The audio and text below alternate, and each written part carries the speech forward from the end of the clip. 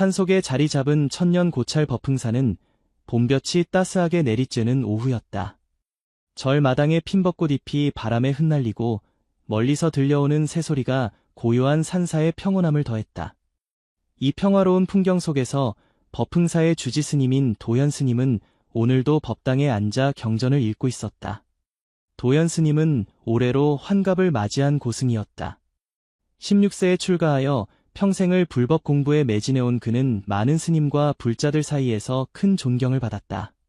그의 지혜와 깊은 통찰력은 많은 이들을 불교의 길로 인도했고 그의 설법은 항상 법당을 가득 채울 정도로 인기가 있었다. 하지만 최근 몇 달간 도연 스님은 마음속 깊은 곳에서 무언가 허전함을 느꼈다. 40년이 넘는 수행의 세월 동안 그는 수많은 경전을 읽고 깊은 명상을 통해 불교의 가르침을 체득했다고 생각했지만 어느 순간부터 자신의 수행이 정체된 듯한 느낌이 들었다. 마치 자신이 도달한 깨달음의 수준은 여기까지인 것처럼 더 이상 나아갈 길이 보이지 않았다. 아마도 나이가 들어서 그런가. 도연 스님은 속으로 생각했다. 늙어가는 것에 대한 두려움은 없었지만 더 이상 성장하지 못한다는 생각은 그를 가끔 우울하게 만들었다. 그런 생각에 잠겨있던 어느 날 법흥사에 특별한 손님이 찾아왔다. 도연 스님의 오랜 친구이자 서울의 큰 절에서 주지를 맡고 있는 혜원 스님이었다. 그는 특별한 부탁을 가지고 왔다. 도연아, 내가 부탁이 하나 있네. 혜원 스님은 차를 마시며 조심스럽게 말을 꺼냈다. 우리 절에 최근에 들어온 어린 동자승이 있는데 잠시 내가 돌봐주었으면 해. 그 아이의 부모님이 해외 선교 활동을 가시게 되어서 몇 개월간 맡아줄 곳이 필요한데 요즘 우리 절에는 큰 행사가 많아서. 도연 스님은 잠시 생각에 잠겼다. 법흥사는 오래된 전통사찰로 주로 성인 수행자들이 머물렀고 어린 동자승을 받아들인 적은 거의 없었다. 게다가 최근 그의 마음 상태는 누군가를 가르치기에 적합하지 않았다. 그 아이가 몇 살인가? 4살이야. 이름은 지민이라고 하지. 굉장히 총명한 아이야. 너무 어리다고 걱정할 필요는 없어. 도연 스님은 망설였지만 오랜 친구의 부탁을 거절할 수 없었다. 그리고 어쩌면 새로운 존재와의 만남이 자신의 정체된 마음에 변화를 줄지도 모른다는 생각이 들었다. 알겠네. 지민이를 보내주게. 법흥사에서 잘 지낼 수 있도록 최선을 다하겠네. 다음 날 작은 가방 하나를 든 4살 지민이가 법흥사에 도착했다. 도연 스님은 처음 보는 어린 동자승을 앞에 두고 어떻게 대해야 할지 잠시 당황했다. 아이는 예상보다 더 어려 보였고 그의 큰 눈은 호기심으로 가득 차 있었다. 지민아, 이곳은 법흥사라고 해. 앞으로 몇 개월 동안 이곳에서 지내게 될 거야. 나는 도연 스님이라고 해. 어려운 일이 있으면 언제든지 나에게 말하렴. 지민은 고개를 끄덕이며 환하게 웃었다. 그 순수한 미소에 도연 스님의 마음에 따뜻함이 번졌다. 스님, 이곳이 정말 커요. 산에 있어서 공기도 맑고 새소리도 들려요. 정말 좋아요. 지민의 밝은 목소리는 평소 고요한 법흥사의 활기를 불어넣었다. 도연 스님은 지민을 작은 방에 데려다 두고 앞으로의 일상에 대해 간단히 설명해 주었다. 지민아, 우리는 아침 일찍 일어나 예불을 드리고 하루 종일 수행과 일을 해. 너는 아직 어리니까 모든 것을 함께 하지 않아도 돼. 하지만 몇 가지 규칙은 지켜줘야 해. 지민은 진지한 표정으로 도연 스님의 말을 들었다. 그리고 약속했다. 네, 스님. 저는 규칙을 잘 지킬 거예요. 저도 스님처럼 훌륭한 스님이 되고 싶어요. 첫날부터 지민은 예상과 달리 법흥사의 생활에 잘 적응해 나갔다. 아침 예불 시간에는 일찍 일어나 법당에 앉아 있었고 식사 시간에는 조용히 공양을 했다. 물론 가끔은 어린 아이답게 장난을 치거나 질문을 쏟아내기도 했지만 그것은 오히려 법흥사의 활기를 불어넣었다. 도연 스님은 처음에는 어린 동자승을 돌보는 것이 부담스러웠지만 점차 지민과 시간을 보내는 것이 즐거워졌다. 그는 오랜만에 자신의 어린 시절, 처음 출가했을 때의 순수한 마음을 떠올리게 되었다. 하루는 도연 스님이 작은 정원에서 명상을 하고 있을 때였다. 지민이 조용히 다가와 옆에 앉았다. 스님, 무엇을 하고 계세요? 나는 명상을 하고 있어. 지민아. 마음을 고요하게 하고 내면의 목소리를 듣는 거지. 스님의 마음 속에는 어떤 소리가 들려요? 단순한 질문이었지만 도연 스님은 답하지 못했다. 사실 최근 그의 명상은 형식적인 것이 되어버린 지 오래였다. 그는 더 이상 자신의 내면의 소리를 듣지 못했고 그저 습관적으로 앉아 있을 뿐이었다. 지민아, 때로는 아무 소리도 들리지 않을 때가 있단다. 지민은 잠시 생각하더니 말했다. 저는 명상할 때 항상 많은 소리가 들려요. 새소리, 바람소리, 그리고 제 심장이 두근두근 뛰는 소리도 들려요. 스님도 들어보세요. 지민의 말은 도연 스님에게 작은 충격을 주었다. 그는 언제부터인가 자연의 소리, 자신의 심장 소리에 귀 기울이는 것을 잊고 있었다. 명상이 그에게 더 이상 살아있는 경험이 아니라 그저 해야 할 의무가 되어버린 것이다. 그날 이후 도연 스님은 지민과 함께하는 시간을 통해 많은 것을 배우기 시작했다. 지민은 모든 것에 호기심을 가지고 있었고 가장 단순한 것에서도 기쁨을 찾았다. 그는 아침 이슬에 반짝이는 거미줄을 보며 감탄했고 낙엽 하나가 바람에 날아가는 모습을 보며 웃음을 터뜨렸다. 스님, 저기 보세요. 나비가 꽃 위에 앉았어요. 정말 예쁘죠? 지민의 순수한 놀라움과 기쁨은 도연 스님에게 잊고 있던 감정들을 일깨웠다. 그는 언제부터인가 자연의 아름다움에 감동하는 것을 잊고 있었다. 경전과 수행에 몰두하면서 그는 실제로 눈앞에 펼쳐진 세상의 아름다움을 보지 못하고 있었던 것이다. 어느 날 지민이 도연 스님에게 물었다. 스님, 왜 사람들은 행복하지 않아요?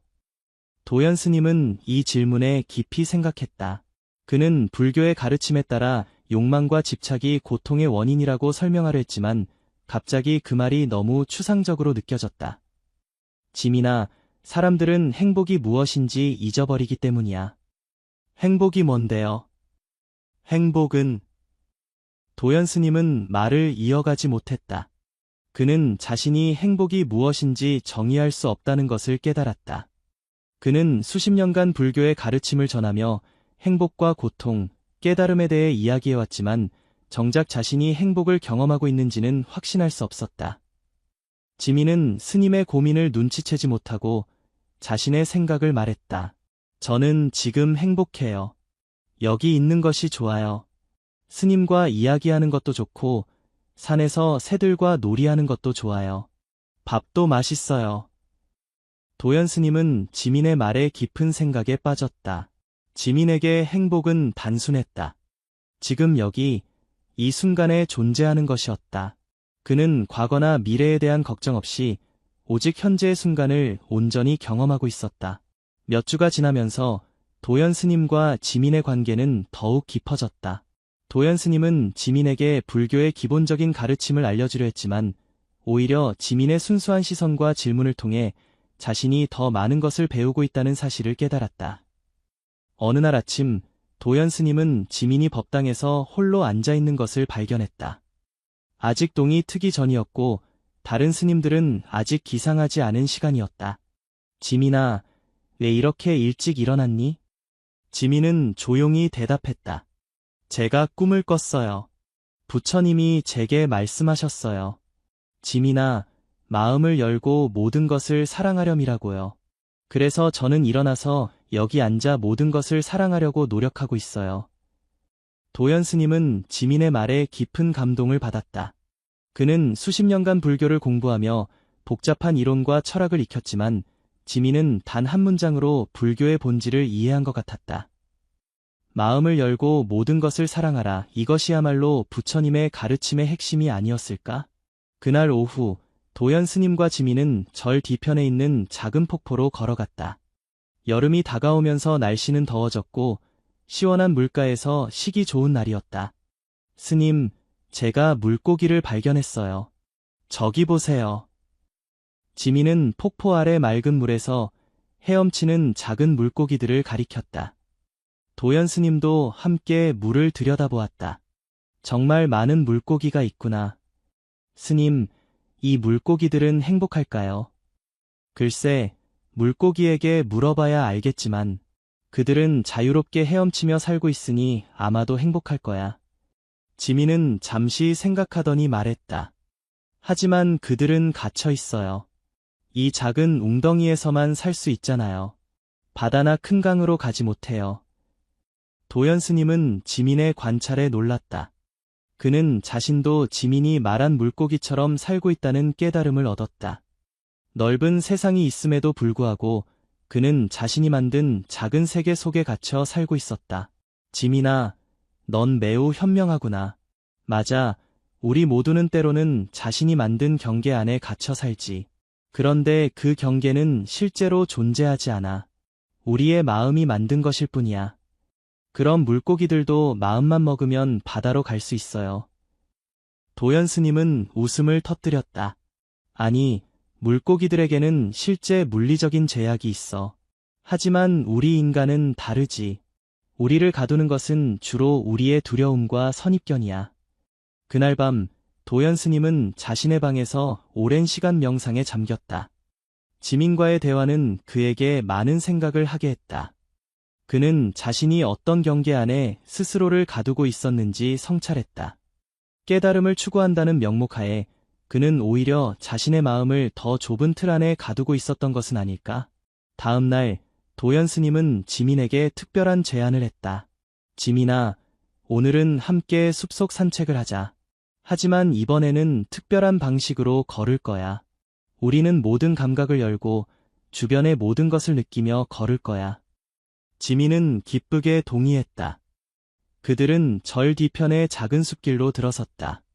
도연 스님은 지민에게 천천히 걷는 법, 호흡에 집중하는 법, 그리고 주변의 소리와 냄새, 색깔을 느끼는 법을 알려주었다. 처음에는 지민도 조금 어색해했지만 곧 그는 이 새로운 방식의 산책을 즐기기 시작했다. 그는 나뭇잎의 다양한 이끼의 촉감, 바람의 소리를 더 생생하게 경험했다. 스님, 저기 들꽃이 피었어요. 아, 정말 아름다워요. 도연 스님도 지민이 가리키는 들꽃을 바라보았다. 작고 보라색인 들꽃은 길가에 소박하게 피어 있었다. 평소라면 그냥 지나쳤을 꽃이지만 지금은 그 꽃이 놀랍도록 아름답게 느껴졌다. 지민아, 내가 맞아. 정말 아름답구나. 그들은 1시간 넘게 숲속을 걸었다. 도연 스님은 오랜만에 마음이 가벼워지는 것을 느꼈다. 그는 자신이 얼마나 오랫동안 진정한 현재의 순간을 놓치고 있었는지 깨달았다. 숲속 산책 이후 도연 스님은 지민에게 더 많은 것을 가르치려 했다. 하지만 가르치면 가르칠수록 그는 오히려 자신이 지민에게서 더 많은 것을 배우고 있다는 사실을 깨달았다. 어느 날 지민이 법당에서 부처님 앞에 앉아있는 도연 스님을 발견했다. 지민은 조용히 다가가 스님 옆에 앉았다. 스님, 무슨 생각을 하고 계세요? 도연 스님은 잠시 침묵했다가 대답했다. 나는 부처님께 질문을 드리고 있었어, 지민아. 무슨 질문이요? 내가 지금 올바른 길을 가고 있는지, 내가 진정으로 깨달음을 향해 나아가고 있는지에 대한 질문이야. 지민은 잠시 생각하더니 말했다. 부처님이 대답해 주셨어요. 도연 스님은 쓴 웃음을 지었다. 아니, 부처님은 침묵하셨어. 지민은 순진한 눈으로 물었다.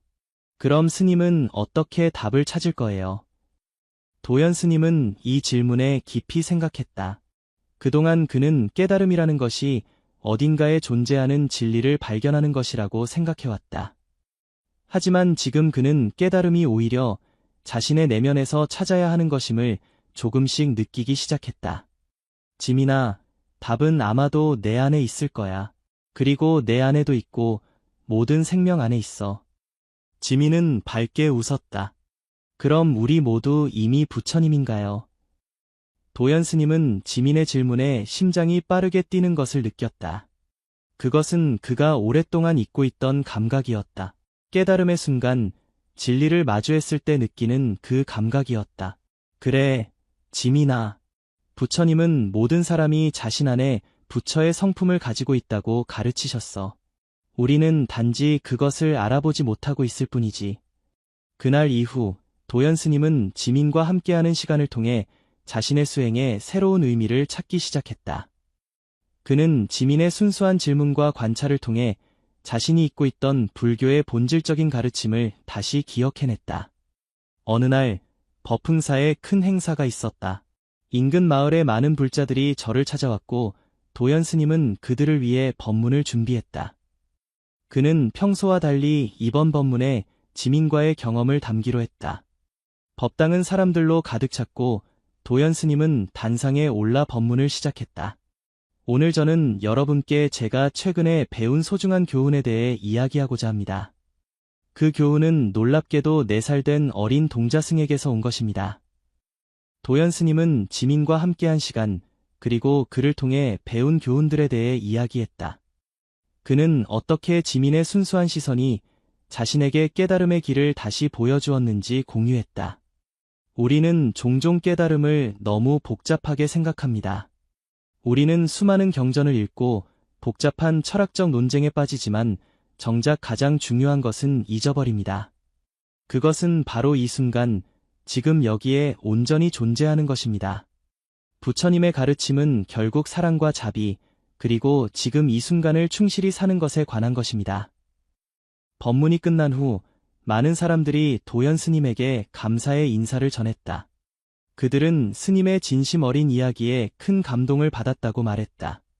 그날 저녁, 도연 스님은 지민과 함께 절 마당에 앉아 밤하늘의 별을 바라보았다. 지민아, 고마워. 무엇이 감사하세요, 스님? 내가 나에게 가르쳐준 모든 것에 감사해. 나는 수십 년간 깨달음을 찾아 수행했지만 정작 가장 중요한 것들을 놓치고 있었어. 내가 나에게 다시 보는 법을 가르쳐 주었어. 지민은 따뜻하게 웃으며 도연 스님의 손을 잡았다. 스님도 저에게 많은 것을 가르쳐 주셨어요. 저는 스님과 함께 있어서 행복해요. 그들은 한동안 말없이 밤하늘을 바라보았다. 수많은 별들이 고요한 밤하늘에 빛나고 있었고 간간히 들려오는 풀벌레 소리가 평화로운 분위기를 자아냈다. 다음 날 아침, 도연 스님은 평소보다 일찍 일어나 명상을 시작했다. 그의 마음은 오랜만에 맑고 고요했다. 그는 자신의 호흡에 집중하며 그동안 자신을 짓누르고 있던 생각들을 하나씩 놓아보냈다. 그가 명상을 마치고 눈을 떴을 때 지민이 그의 앞에 조용히 앉아 있었다. 스님, 저도 함께 명상해도 될까요? 도연 스님은 미소 지으며 고개를 끄덕였다. 물론이지. 내가 원한다면 언제든지 함께 할 수 있어. 그들은 함께 명상을 시작했다. 도연 스님은 지민에게 간단한 명상 방법을 알려주었다. 호흡에 집중하고 마음에 떠오르는 생각들을 그냥 지나가게 두는 법을. 그러나 얼마 지나지 않아 지민은 꼼지락거리기 시작했다. 4살 아이에게 오랜 시간 명상은 어려운 일이었다. 도연 스님은 이를 보고 명상을 중단했다. 지민아, 힘들면 그만해도 돼. 명상은 억지로 하는 것이 아니란다. 지민은 조금 미안한 표정으로 물었다. 스님, 제가 명상을 못해서 실망하셨어요. 도연 스님은 따뜻하게 웃으며 지민의 머리를 쓰다듬었다. 아니야, 전혀 그렇지 않아. 명상은 형식이 아니라 마음의 상태야. 내가 숲속을 걸으며 나비를 바라볼 때 그것도 일종의 명상이란다. 지금 이 순간에 온전히 존재하는 것, 그것이 진정한 명상이지. 지민의 눈이 반짝였다. 정말요? 그럼 제가 놀 때도 명상을 하고 있는 거예요. 그래, 내가 온 마음을 다해 현재의 순간에 집중할 때 그것이 바로 명상이야. 그날 오후, 법흥사에 비가 내리기 시작했다. 처음에는 부슬부슬 내리던 비가 점점 거세져 폭우로 변했다. 도연 스님과 지민은 처마 밑에 앉아 빗소리를 들었다. 스님, 비가 정말 세게 내려요. 무섭지 않으세요? 아니, 비는 자연의 일부란다. 무서워할 필요가 없어. 그때 갑자기 천둥 소리가 크게 울렸고 지민은 놀라서 도연 스님의 품 안으로 뛰어들었다.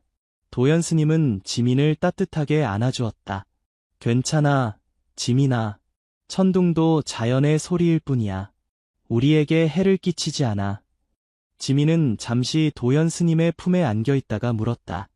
스님, 부처님도 천둥 소리를 들으면 무서워하셨을까요? 도연 스님은 잠시 생각했다. 글쎄, 부처님도 처음에는 아마 놀라셨을 거야. 하지만 부처님은 그 두려움이 어디서 오는지 이해하셨을 거야. 두려움은 우리가 알지 못하는 것에 대한 반응이거든. 부처님은 모든 현상의 본질을 이해하셨기 때문에 두려움을 넘어설 수 있었을 거야. 저도 부처님처럼 두려움을 없앨 수 있을까요? 물론이지.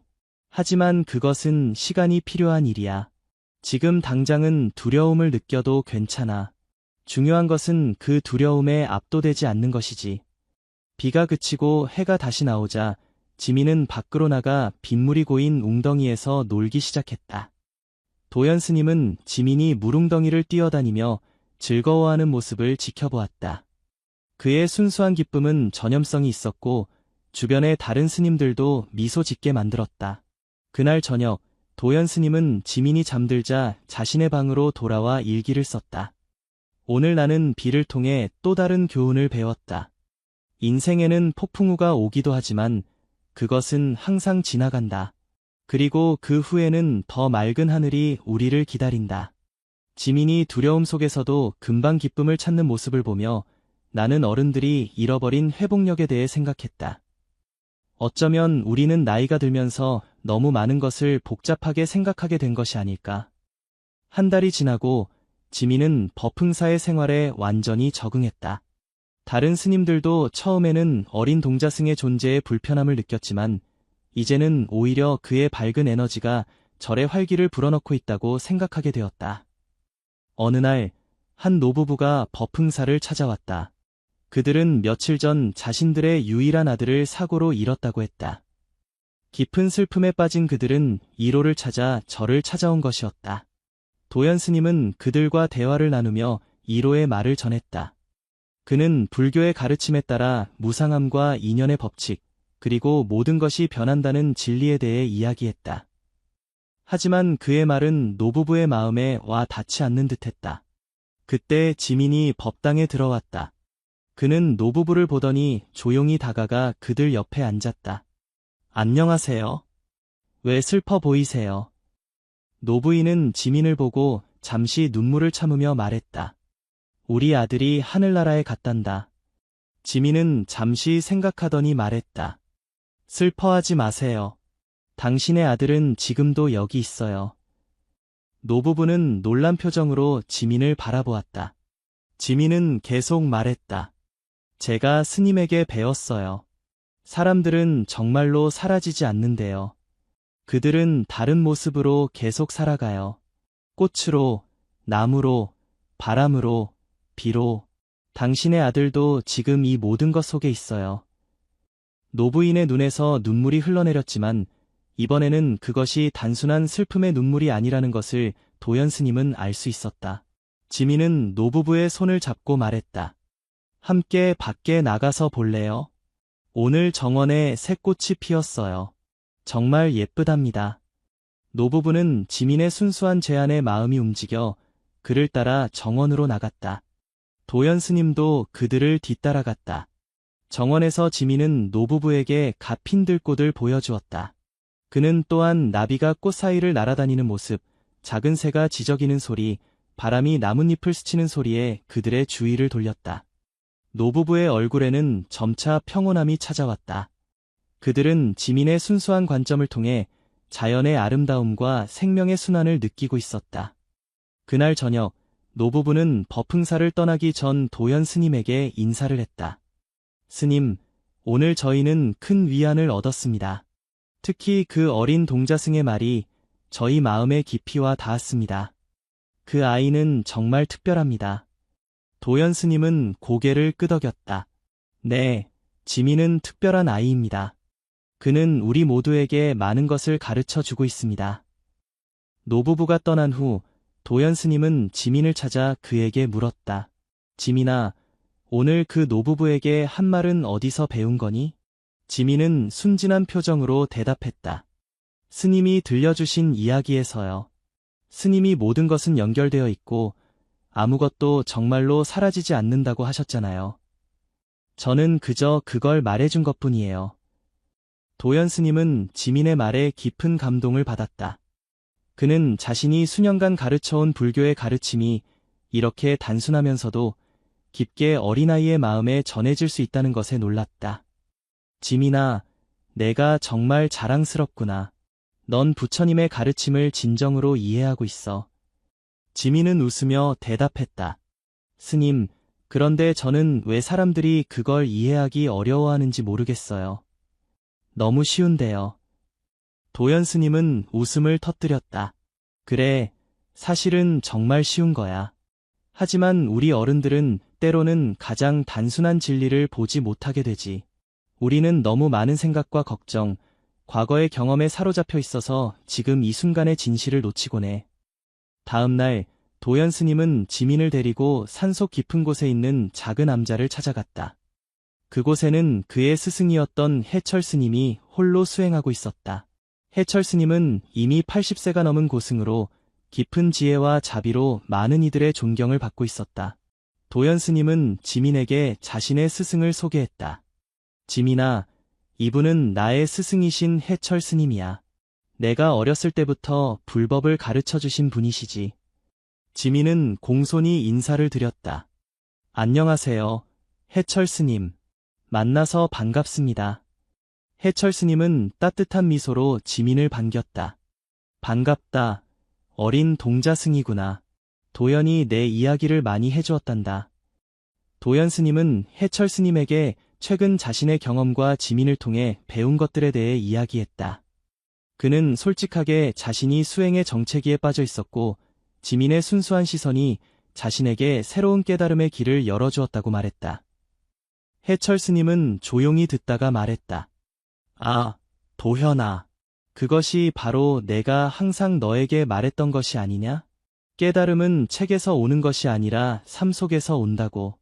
부처님의 가르침은 결국 우리의 일상 속에서 살아 숨쉬는 것이란다. 해철 스님은 지민에게 다가가 그의 손을 잡았다.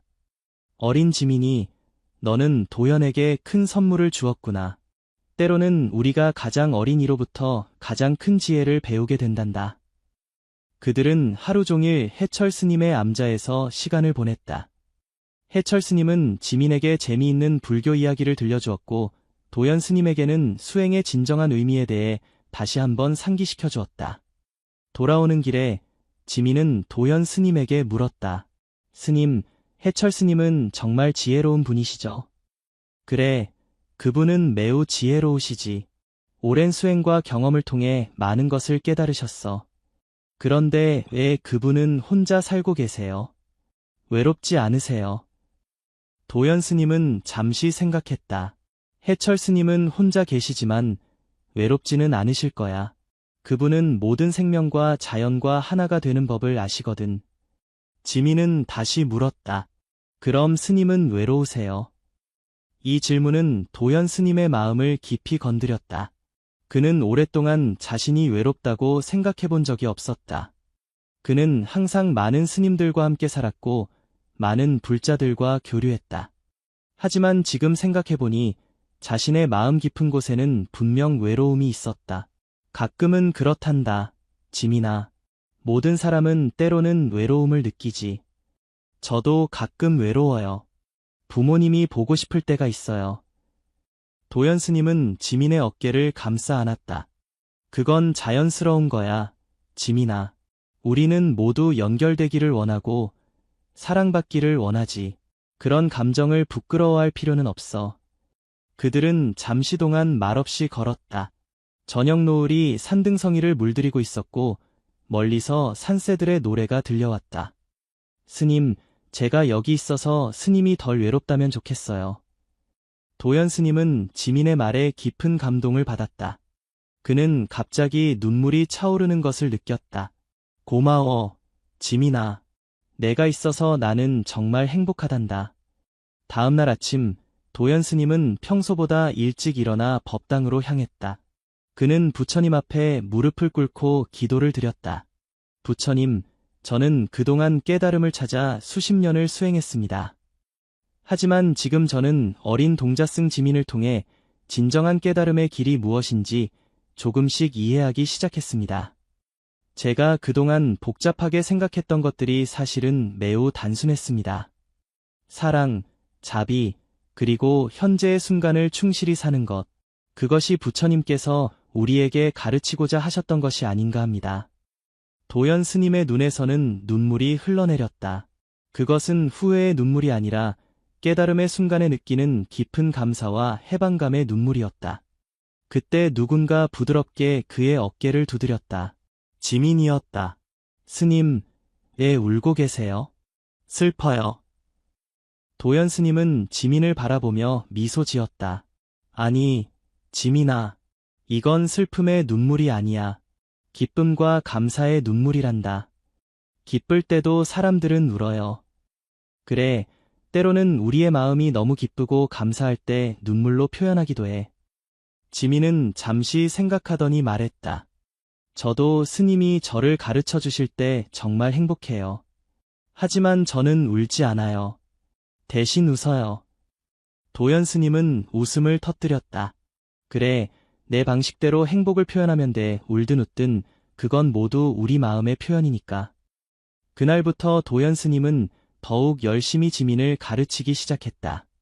하지만 이제 그의 가르침은 달라졌다. 그는 더 이상 복잡한 이론이나 개념을 전달하려 하지 않았다. 대신 그는 지민과 함께 자연 속에서 시간을 보내며 직접 경험을 통해 불교의 본질을 느끼게 해주려 했다.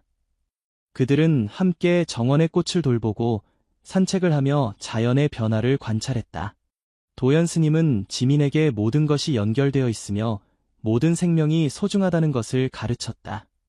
그리고 그 과정에서 그 자신도 많은 것을 다시 배우게 되었다. 어느 날 지민이 도연 스님에게 물었다. 스님, 불교에서 가장 중요한 것은 무엇인가요? 도연 스님은 잠시 생각했다. 예전에는 그는 복잡한 철학적 설명으로 대답했을 것이다. 하지만 이제 그는 다르게 대답했다. 사랑, 지민아, 모든 생명을 향한 무조건적인 사랑과 자비심이야. 부처님의 모든 가르침은 결국 그것으로 기결된단다. 지민은 밝게 웃었다. 그럼 저도 할 수 있겠네요. 사랑하는 건 어렵지 않아요. 도연 스님은 지민의 말에 깊이 감동했다. 그는 자신이 수십 년간 복잡하게 생각했던 것을 이 어린아이는 얼마나 쉽게 이해하고 받아들이는지 놀라웠다. 다음 날 혜원 스님이 법흥사를 다시 찾아왔다. 그는 지민의 부모님이 선교 활동을 마치고 돌아왔다는 소식을 전했다. 도연아, 지민이의 부모님이 돌아오셨어. 이제 지민이를 데려가야 할 것 같구나. 이 소식은 도연 스님에게 예상치 못한 충격을 주었다. 그는 지민과 함께하는 시간이 영원할 것이라고 생각하지 않았지만 이렇게 빨리 헤어지게 될 줄은 몰랐다. 그는 자신의 마음속에 피어난 애착을 느꼈고 그것이 불교의 가르침과 상충된다는 것도 알았다. 도연 스님은 지민에게 곧 부모님을 만나게 될 것이라는 소식을 전했다. 지민의 얼굴에는 기쁨과 동시에 약간의 슬픔이 스쳤다. 스님, 저 정말 부모님이 보고 싶어요. 하지만 스님과 헤어지는 것도 슬퍼요. 도연 스님은 지민을 부드럽게 안아주었다. 지민아, 우리의 몸은 떨어질지 모르지만 우리의 마음은 항상 연결되어 있단다. 그리고 언제든지 내가 법흥사를 찾아올 수 있어. 이곳은 항상 내 집이기도 하니까. 지민은 고개를 끄덕였지만 그의 눈에는 눈물이 고여 있었다. 스님, 제가 떠나기 전에 한 가지 부탁해도 될까요? 물론이지, 무엇이든 말해보렴. 저는 스님이 저에게 많은 것을 가르쳐 주셨어요. 제가 스님에게도 뭔가 가르쳐 드리고 싶어요. 내일 아침에 함께 명상할 때 제가 스님께 한 가지 보여드릴게요. 도연 스님은 호기심과 함께 동의했다. 좋아, 지민아. 내일 아침에 보자. 그날 밤 도연 스님은 쉽게 잠들지 못했다. 그는 지민과 함께했던 시간들, 그를 통해 배운 교훈들을 되새기며 깊은 감사의 마음을 느꼈다. 동시에 헤어짐에 대한 슬픔도 느꼈다. 그는 자신이 이렇게 어린아이에게 애착을 느끼게 될 줄은 몰랐다. 다음 날 아침, 도연 스님은 약속대로 지민과 함께 법당에서 만났다. 지민은 평소와 달리 진지한 표정으로 기다리고 있었다. 스님, 오늘은 제가 스님께 명상 방법을 가르쳐 드릴게요. 도연 스님은 미소 지으며 고개를 끄덕였다. 좋아, 지민아. 나는 준비됐어. 지민은 도연 스님 앞에 앉아 말했다. 스님, 눈을 감으세요. 그리고 제 말을 따라해보세요. 도연 스님은 눈을 감았다. 이제 천천히 숨을 들이쉬고 내쉬세요. 그리고 마음속으로 이렇게 말해보세요. 나는 행복합니다. 모든 생명이 행복하기를 바랍니다. 도연 스님은 지민의 지시를 따랐다. 그는 천천히 숨을 쉬며 그 문장을 반복했다. 이제는 스님이 사랑하는 사람들을 생각해보세요. 그리고 그들에게 이렇게 말해보세요. 당신이 행복하기를 바랍니다. 당신이 평화롭기를 바랍니다. 도연 스님은 자신의 스승, 도반들, 그리고 지민을 떠올렸다. 그는 마음속으로 그들에게 행복과 평화를 빌었다. 이제는 스님이 잘 모르는 사람들, 그리고 모든 생명체를 생각해보세요. 그들에게도 같은 말을 해보세요. 도연 스님은 자신이 만났던 모든 사람들, 그리고 이 세상의 모든 생명체를 떠올렸다. 그는 그들 모두에게 행복과 평화를 빌었다. 마지막으로 스님이 어려움을 겪었던 사람들, 스님을 화나게 했던 사람들을 생각해보세요. 그들에게도 행복과 평화를 빌어보세요. 이 말에 도연 스님은 잠시 망설였지만 곧 자신의 마음을 열었다. 그는 자신과 갈등이 있었던 사람들, 자신을 비판했던 사람들을 떠올렸다. 그리고 그들에게도 진심으로 행복과 평화를 빌었다. 지민의 안내로 명상을 마친 후 도연 스님은 눈을 떴다. 그의 눈에는 눈물이 가득 고여 있었다. 그는 오랜만에 마음이 완전히 열리는 것을 느꼈다. 모든 생명체를 향한 무조건적인 자비와 사랑의 느낌이 그의 전신을 따뜻하게 감쌌다. 도연 스님은 무릎을 꿇고 지민 앞에 머리를 숙였다. 그의 눈에서는 눈물이 흘러내렸다. 지민아, 고맙다. 내가 내게 가르쳐준 것은 내가 오랫동안 찾아 헤매던 것이었단다. 내 순수한 마음이 나에게 참된 깨달음의 길을 보여주었어. 지민은 도연 스님의 반응에 놀랐지만 곧 따뜻한 미소를 지었다. 스님, 왜 울고 계세요? 제가 뭔가 잘못했나요? 도연 스님은 고개를 들고 지민의 작은 얼굴을 바라보았다. 아니야, 지민아. 이것은 기쁨의 눈물이란다. 나는 내가 나에게 보여준 단순하면서도 깊은 지혜에 감동한 거야. 지민은 도연 스님의 눈물을 작은 손으로 닦아주었다. 스님, 저는 그냥 엄마가 저에게 가르쳐 주신 대로 한 것뿐이에요. 엄마는 항상 모든 사람들이 행복하길 바라라고 하셨어요. 도연 스님은 지민을 부드럽게 안아주었다. 그는 이 어린아이의 마음에서 참된 불교의 가르침이 살아 숨쉬고 있음을 느꼈다. 복잡한 경전과 수년간의 수행보다 이 4살 아이의 순수한 마음이 더 깊은 깨달음에 다가가 있었다. 그날 오후 지민의 부모님이 법흥사에 도착했다. 그들은 선교 활동을 마치고 돌아와 아들을 데려가기 위해 찾아온 것이었다. 지민은 부모님을 보자 기쁨에 차서 달려갔고 부모님도 오랜만에 만난 아들을 반갑게 안아주었다. 도연 스님은 지민의 부모님에게 그동안 지민이 법흥사에서 어떻게 지냈는지 그리고 모든 스님들에게 얼마나 큰 기쁨과 영감을 주었는지 이야기했다. 그는 특히 자신이 지민을 통해 얼마나 많은 것을 배웠는지 진심을 담아 전했다. 지민의 어머니는 감사의 마음을 표현했다. 스님, 저희 아이를 잘 돌봐주셔서 정말 감사합니다. 지민이가 이곳에서 많은 것을 배웠다고 생각합니다.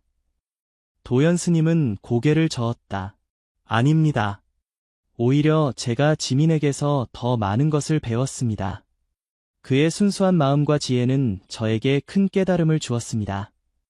작별의 시간이 다가왔다. 지민은 도연 스님에게 달려와 마지막 인사를 나누었다. 스님, 정말 감사해요. 저는 스님과 함께한 시간이 정말 행복했어요. 나중에 제가 크면 또 올게요. 도연 스님은 지민의 머리를 쓰다듬으며 말했다. 고마워, 지민아. 나도 너와 함께한 시간이 정말 소중했단다. 언제든지 이곳은 내 집이기도 하니 생각날 때 꼭 다시 와주렴. 지민은 마지막으로 도연 스님을 꼭 안아주었다. 그리고 부모님의 손을 잡고 법흥사를 떠났다.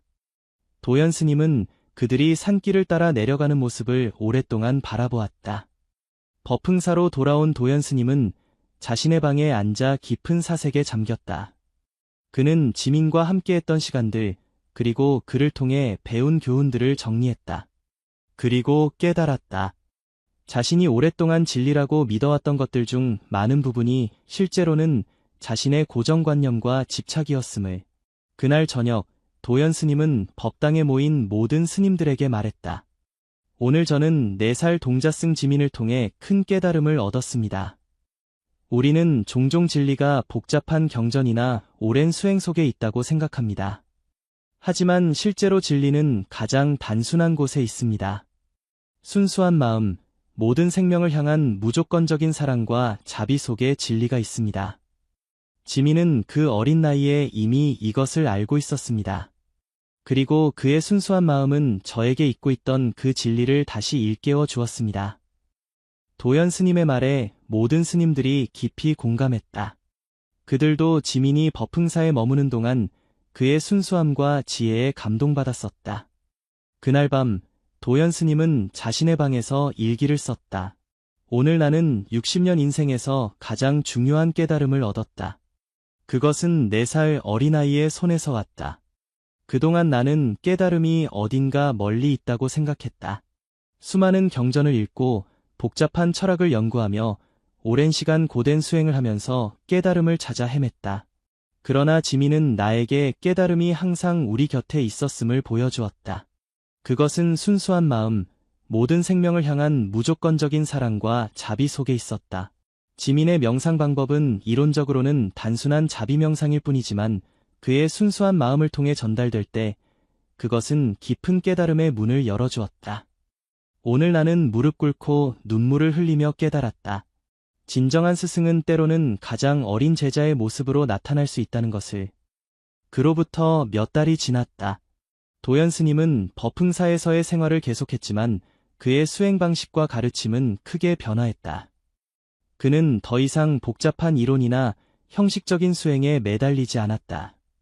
대신 그는 자연과 일상 속에서 깨달음을 찾고 모든 생명을 향한 자비심을 키우는데 중점을 두었다. 그의 법문도 변화했다.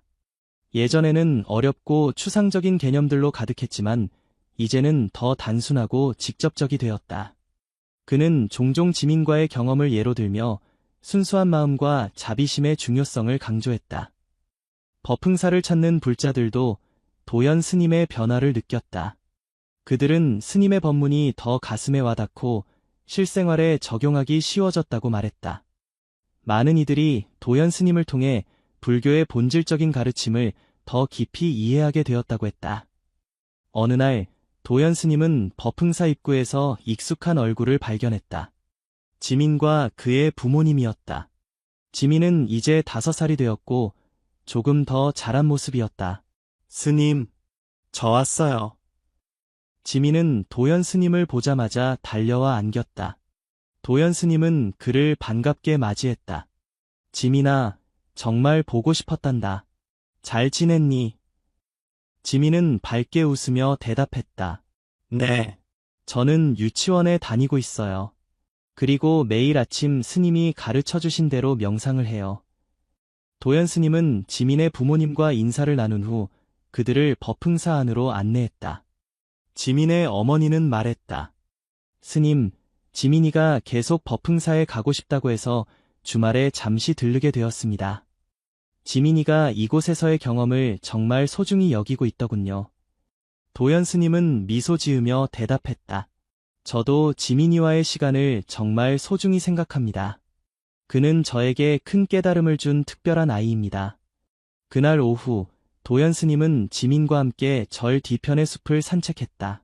그들은 예전처럼 천천히 걸으며 자연의 소리와 색깔, 향기를 느꼈다. 지민은 여전히 모든 것에 호기심 가득한 눈빛으로 세상을 바라보았다. 산책 도중 지민이 물었다. 스님, 제가 없는 동안 많이 생각하셨어요. 도연 스님은 웃으며 대답했다. 그래, 지민아. 나는 내가 가르쳐준 것들을 매일 생각했단다. 그리고 그것을 다른 사람들에게도 전하려고 노력했지. 지민은 기쁜 표정으로 말했다. 저도 스님이 가르쳐 주신 것들을 생각해요. 그리고 저도 다른 친구들에게 알려주려고 해요. 그들은 한동안 말없이 걸었다. 산에서 불어오는 바람이 그들의 얼굴을 스쳤고 멀리서 들려오는 새소리가 평화로운 분위기를 만들었다. 갑자기 지민이 멈춰 서더니 도연 스님을 바라보며 물었다. 스님, 제가 커서 스님이 되어도 될까요? 도연 스님은 지민의 진지한 질문에 미소 지었다. 물론이지, 지민아. 내가 정말로 그것을 원한다면 언젠가 훌륭한 스님이 될 수 있을 거야. 그럼 저도 스님처럼 다른 사람들을 도울 수 있을까요? 그래, 지민아. 하지만 너는 이미 많은 사람들을 돕고 있어. 내 순수한 마음과 지혜는 나를 포함한 많은 사람들에게 큰 영향을 주었단다. 지민은 밝게 웃었다. 그의 눈에는 순수한 기쁨과 희망이 가득했다. 법흥사에서의 하루가 끝나갈 무렵 지민과 그의 부모님은 다시 떠날 준비를 했다. 지민은 도연 스님에게 작별 인사를 하기 위해 다가왔다. 스님, 다음에 또 올게요. 그때까지 건강하세요. 도연 스님은 지민을 따뜻하게 안아주었다. 고마워, 지민아. 너도 건강하고 항상 그 순수한 마음을 간직하길 바란다. 지민이 떠난 후 도연 스님은 법당으로 향했다. 그는 부처님 앞에 무릎을 꿇고 기도를 드렸다. 부처님, 저는 60년을 살면서 많은 것을 배웠다고 생각했습니다. 하지만 4살 어린아이를 통해 더 깊은 진리를 배우게 되었습니다. 지민의 순수한 마음이 저에게 보여준 깨달음은 이제 제 삶의 나침반이 되었습니다. 앞으로 남은 생애 동안 저는 이 깨달음을 더 많은 사람들과 나누며 살겠습니다. 도연 스님의 눈에서는 다시 한번 눈물이 흘러내렸다. 그러나 이번에는 슬픔의 눈물이 아니었다. 그것은 깊은 감사와 평화, 그리고 새로운 시작에 대한 기쁨의 눈물이었다. 그로부터 여러 해가 지났다. 도연 스님은 계속해서 법흥사의 주지 스님으로 수행하며 많은 이들에게 불법을 전했다. 그리고 매년 몇 차례 지민과 그의 가족은 법흥사를 찾아와 도연 스님과 시간을 보냈다. 지민은 해가 갈수록 더 성장했고 그의 불교에 대한 관심과 이해도 깊어졌다. 10살이 되었을 때 그는 여름방학 동안 한 달간 법흥사에서 지내며 기본적인 불교 수행을 배우기도 했다. 도연 스님의 이름과 가르침은 점점 더 널리 알려졌다. 많은 사람들이 그의 단순하면서도 깊은 법문에 감동받았고 그를 만나기 위해 먼 곳에서도 법흥사를 찾아왔다. 그러나 도연 스님은 항상 자신의 깨달음이 4살 어린아이로부터 왔다는 것을 잊지 않았다. 70세가 되던 해 도연 스님은 법흥사의 주지직을 후배 스님에게 물려주고 은퇴를 선언했다. 그는 법흥사 뒤편 작은 암자로 거처를 옮기고 조용히 수행에 전념하기로 했다. 은퇴 전 마지막 법문에서 도연 스님은 다시 한번 지민과의 이야기를 나누었다. 10년 전 4살 된 어린 동자승이 이곳에 왔습니다. 그는 단 몇 개월 동안 머물렀지만 그가 제게 보여준 깨달음은 제 일생을 변화시켰습니다. 그의 순수한 마음, 모든 생명을 향한 무조건적인 사랑과 자비는 제가 오랫동안 찾아 헤매던 진리였습니다. 부처님의 가르침은 결국 이것으로 기결됩니다. 복잡한 이론이나 형식적인 수행이 아니라 모든 존재를 향한 순수한 사랑과 자비, 그리고 지금 이 순간을 온전히 사는 것. 저는 어린아이를 통해 그것을 배웠고 그것이 제 남은 생애의 지침이 될 것입니다. 그날 법문에는 특별한 손님이 있었다. 이제 14살이 된 지민과 그의 부모님이었다. 지민은 도연 스님의 법문을 진지하게 듣고 있었고 그의 눈에는 깊은 이해와 공감이 담겨 있었다. 법문이 끝난 후 지민은 도연 스님에게 다가가 공손히 인사를 드렸다. 스님, 저는 스님의 법문을 들을 때마다 더 많은 것을 배웁니다. 제가 어렸을 때 스님과 함께한 시간은 제 인생에서 가장 소중한 기억 중 하나입니다. 도연 스님은 지민의 머리를 쓰다듬으며 말했다. 지민아, 내가 내게 준 가르침은 내가 평생 잊지 못할 것이다. 너의 순수한 마음은 나에게 참된 깨달음의 길을 보여주었어. 지민은 조용히 미소 지었다. 그의 눈에는 여전히 어린 시절의 순수함이 깃들어 있었지만 이제는 더 깊은 지혜와 이해도 함께 빛나고 있었다. 도연 스님이 암자로 거처를 옮긴 후 지민은 방학 때마다 법흥사를 찾아와 그를 방문했다. 그들은 함께 명상을 하고 산책을 하며 불교의 가르침에 대해 이야기를 나눴다. 시간이 흐를수록 그들의 관계는 스승과 제자의 관계를 넘어 깊은 영적 친구의 관계로 발전했다. 18살이 되었을 때 지민은 도연 스님에게 중대한 결정을 알렸다. 스님, 저는 대학에 가기 전에 1년 동안 법흥사에서 수행하며 시간을 보내고 싶습니다. 그리고 대학을 마친 후에는 출가하여 스님의 길을 걷고 싶습니다. 도연 스님은 지민의 결정에 놀라지 않았다. 그는 이미 오래전부터 지민의 마음속에 불법에 대한 깊은 열망이 있음을 알고 있었다. 내가 정말 그 길을 원한다면 나는 너를 지지하마. 하지만 성급한 결정을 내리지 않기를 바란다. 충분히 생각하고 결정하렴. 지민은 고개를 끄덕였다. 네, 스님.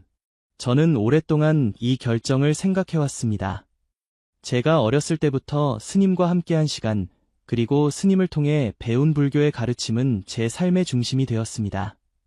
저는 이 가르침을 더 깊이 이해하고 다른 사람들과 나누고 싶습니다. 도연 스님은 지민의 진심 어린 마음을 느끼고 깊이 감동했다. 그는 자신의 인생에서 지민이 차지하는 특별한 의미를 다시 한번 깨달았다. 그로부터 몇 년 후 25살이 된 지민은 공식적으로 출가하여 스님이 되었다. 그의 법명은 지혜였다. 지혜 스님은 도연 스님의 직접적인 제자로서 법흥사에서 수행을 시작했다. 도연 스님은 이제 80을 바라보는 노스님이 되었지만 그의 마음은 여전히 맑고 건강했다. 그는 지혜 스님에게 자신이 알고 있는 모든 것을 가르쳤고 동시에 그에게서 계속해서 새로운 것을 배웠다. 어느 날 도연 스님과 지혜 스님은 법흥사 뒤편 산책로를 따라 걷고 있었다. 그들은 21년 전 처음 만났을 때처럼 자연의 소리와 색깔, 향기를 느끼며 천천히 걸었다. 스님, 제가 어렸을 때 이곳에서 함께 걸었던 것을 기억하세요? 지혜 스님이 물었다. 도연 스님은 미소 지었다. 물론이지. 그때 너는 모든 것에 호기심 가득한 눈빛으로 세상을 바라보았지. 그리고 내 순수한 시선은 나에게 잊고 있던 진리를 다시 일깨워 주었어. 지혜 스님은 잠시 침묵했다가 말했다. 스님, 저는 항상 궁금했습니다. 제가 그때 정말로 스님에게 깨달음을 줄 수 있었을까요? 저는 그저 4살 아이였을 뿐인데. 도연 스님은 천천히 걸음을 멈추고 지혜 스님을 바라보았다. 지혜야, 깨달음은 어디서 오는지 아무도 모른단다. 때로는 가장 위대한 스승에게서, 때로는 경전의 한 문장에서, 그리고 때로는 4살 어린아이의 순수한 질문에서 올 수도 있지. 중요한 것은 그 메시지를 받아들일 준비가 되어 있느냐는 거야. 그때 나는 정체되어 있었고 새로운 관점이 필요했어. 내가 그것을 가져다 준 거지. 지혜 스님은 깊이 고개를 숙였다. 스님, 제가 스님을 만난 것은 제 인생 최고의 축복입니다. 스님의 지도 없이는 저는 이 길을 찾지 못했을 것입니다. 도연 스님은 따뜻하게 웃었다. 우리는 서로에게 선물이었단다. 그것이 바로 불교에서 말하는 인연법이지. 모든 것은 연결되어 있고 모든 만남에는 의미가 있어. 그들은 다시 걷기 시작했다. 늦은 오후의 햇살이 숲 사이로 스며들어 아름다운 그림자를 만들어내고 있었다. 도연 스님은 문득 자신의 인생을 돌아보았다. 60세의 4살 동자승 앞에서 무릎을 꿇고 눈물을 흘렸던 그날부터 지금까지 그는 참된 깨달음의 길을 걸어왔다. 그리고 그 여정의 시작은 지민의 순수한 마음이 전해준 놀라운 깨달음이었다. 그는 마음속으로 생각했다. 부처님, 감사합니다. 저에게 지민을 보내주셔서 그리고 그를 통해 진정한 깨달음의 길을 보여주셔서 감사합니다. 작은 씨앗이 큰 나무로 자라듯 그 작은 만남이 이렇게 큰 축복이 될 줄 누가 알았겠습니까? 도연 스님과 지혜 스님은 산책을 마치고 법흥사로 돌아왔다. 해가 저물고 있었고 저녁 예불 시간이 다가오고 있었다. 그들은 법당으로 향하며 앞으로도 계속될 그들의 여정을 생각했다. 불법의 가르침을 더 깊이 이해하고 그것을 다른 이들과 나누며 모든 생명을 향한 자비와 사랑의 마음을 키워나가는 여정. 그리고 그 여정의 출발점에는 한 노스님과 어린 동자승의 특별한 만남이 있었다. 60세 스님이 4살 동자승 앞에서 무릎을 꿇고 눈물을 흘렸던 그 순간, 어린 마음이 전해준 놀라운 깨달음의 순간이 서울의 한 장례식장, 비가 내리는 칠흑 같은 밤이었다. 창밖으로는 빗방울이 창문을 두드리는 소리가 간간히 들려왔고 장례식장 안은 무거운 침묵에 휩싸여 있었다. 이곳에서 고 김미연 씨의 장례식이 진행되고 있었다. 32살의 나이에 갑작스러운 교통사고로 세상을 떠난 그녀는 8개월 된 태아를 품고 있었다. 두 생명이 한꺼번에 사라진 비극적인 사고였다. 장례식장의 구석에 서 있던 형사 강도윤은 무거운 표정으로 상황을 지켜보고 있었다. 그는 김미연의 사고를 조사하는 담당 형사였다. 단순한 교통사고로 처리된 이 사건에는 뭔가 이상한 점이 있었다. 사고 현장에는 미연의 차량 외에 다른 차량의 흔적이 없었고 도로 상황도 양호했다. 그럼에도 그녀의 차는 가드레일을 들이받은 채 발견되었다. 강도윤은 미연의 남편 박지훈을 바라보았다. 그는 검은 정장을 입고 관 앞에 무릎을 꿇은 채 기도를 하고 있었다. 그의 눈에는 눈물이 가득했지만 왠지 모르게 어색한 슬픔처럼 보였다. 도윤은 직감적으로 이 사건에 뭔가 수상한 점이 있다고 느꼈다.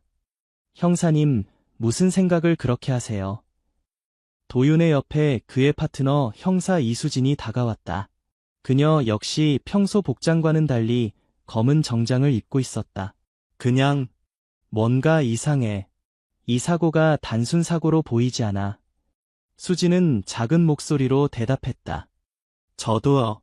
특히 부검 결과가 좀 이상했어요. 미연 씨의 몸에서 발견된 약물 흔적이 신경이 쓰여요. 도윤이 눈썹을 치켜올리며 수진을 바라보았다. 약물. 네, 수면제 성분이 검출됐어요. 그것도 꽤 강한 농도로요. 운전 중에 그런 약물을 복용했을 리가 없잖아요. 도윤은 잠시 생각에 잠겼다. 그때 장례식장 안에 있던 모든 사람들의 주의를 끄는 이상한 소리가 들려왔다. 작고 가느다란 울음소리였다. 모두가 서로를 바라보며 어리둥절한 표정을 지었다. 울음소리는 계속되었고 그 소리의 근원지는 다름 아닌 김미연의 관에서 나오고 있었다. 저게 아기 울음소리인가요? 수진이 놀란 표정으로 물었다. 장례식장 안은 순식간에 혼란에 빠졌다. 사람들은 웅성거리기 시작했고 일부는 공포에 질린 표정으로 뒤로 물러났다. 잠깐만요. 도윤이 큰 소리로 외쳤다. 모두 진정하세요. 하지만 울음소리는 계속되었고 점점 더 커지고 있었다. 박지훈은 창백한 얼굴로 관 앞에 서 있었다. 그의 표정에는 공포보다는 당혹감이 더 크게 보였다. 관을 열어봐야 할 것 같습니다. 도윤이 조심스럽게 제안했다. 누구도 반대하지 않았다. 장의사가 천천히 다가와 떨리는 손으로 관의 뚜껑을 열기 시작했다. 관 뚜껑이 열리는 순간 장례식장 안의 공기가 얼어붙은 듯했다. 관 안에는 김미연의 시신이 있었지만 그녀의 배는 이미 비어 있었다. 그리고 그 옆에는 작은 아기가 울고 있었다. 기적적으로 살아있는 아기였다. 순간 장례식장은 비명소리로 가득 찼다. 몇몇 사람들은 그 자리에서 기절했고 나머지는 공포에 질려 뒤로 물러났다. 이게 어떻게 가능한 일이죠? 수진이 충격에 빠진 목소리로 물었다. 도윤은 즉시 구급대를 호출했다. 아기를 당장 병원으로 데려가야 해. 박지훈은 그 자리에 얼어붙은 듯 서 있었다. 그의 얼굴은 공포와 충격으로 일그러져 있었다. 당신, 이거 알고 있었죠? 도윤이 의심스러운 눈초리로 지훈을 바라보며 물었다. 지훈은 아무 말도 하지 못하고 그 자리에 주저앉았다. 그의 표정에는 뭔가를 숨기고 있는 듯한 기색이 역력했다. 이것은 단순한 교통사고가 아니었다. 그리고 이제 막 시작된 미스터리의 서막이었다.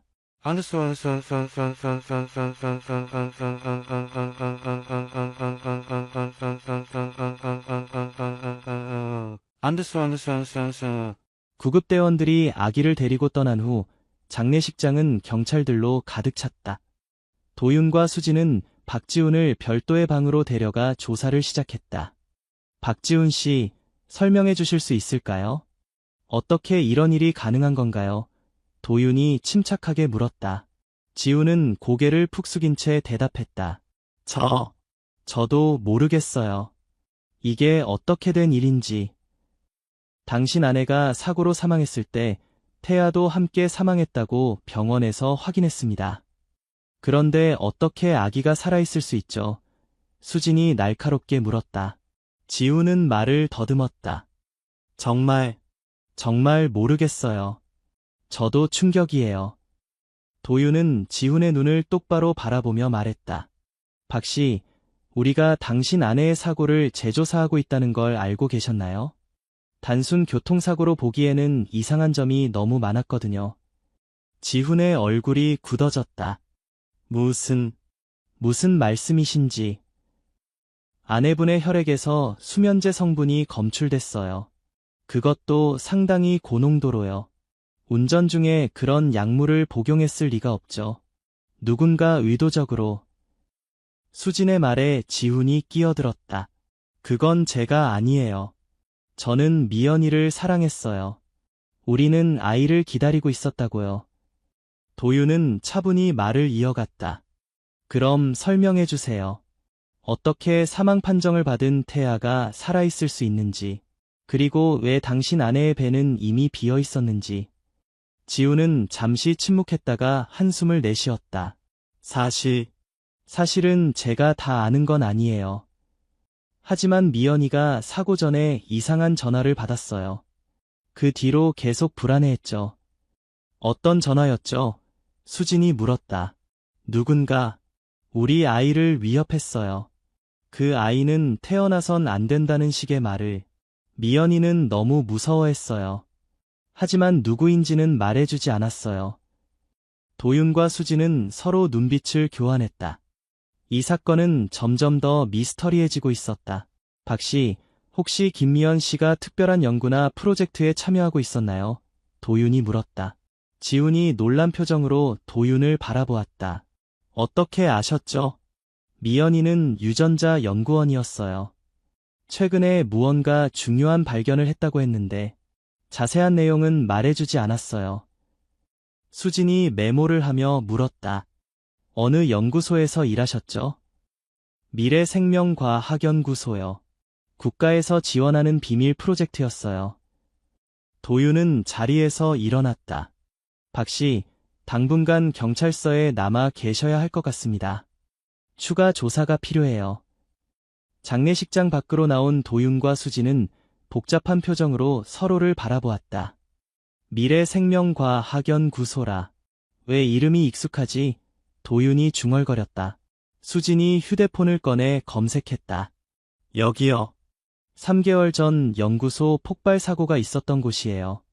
당시 여러 명의 연구원이 사망했다고 합니다. 그리고 지금 김미영까지.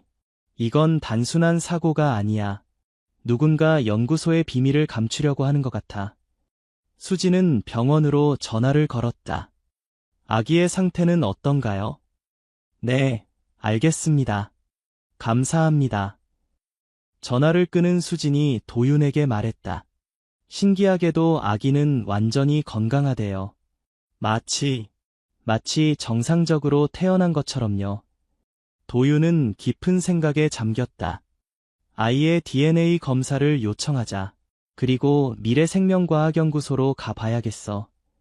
이것은 단순한 살인 사건이 아니었다.